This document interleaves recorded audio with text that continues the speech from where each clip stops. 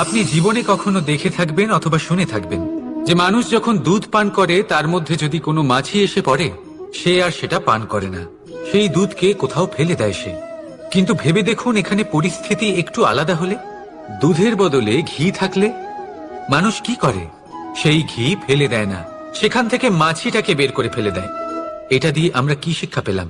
এটাই যে এখানে মাছি গুরুত্বপূর্ণ নয়, গুরুত্বপূর্ণ হলো সেই খাবার, ঘি।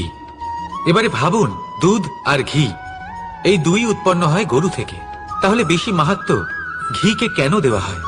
তার কারণ যে যত বেশি তাপ সহ্য করে সে তত উৎকৃষ্ট হয়, সে ততটা মূল্যবান হয়, এতটাই মূল্যবান যে যদি তাতে কোনো দোষও থাকে মানুষ সেটা গ্রাহ্য করে না। তাই মনে রাখবেন, এই পুষ্টি অপুষ্টি এ শুধুই নামমাত্র, কিন্তু পরিশ্রম করা, সংঘর্ষ করা, তাপ সহ্য করা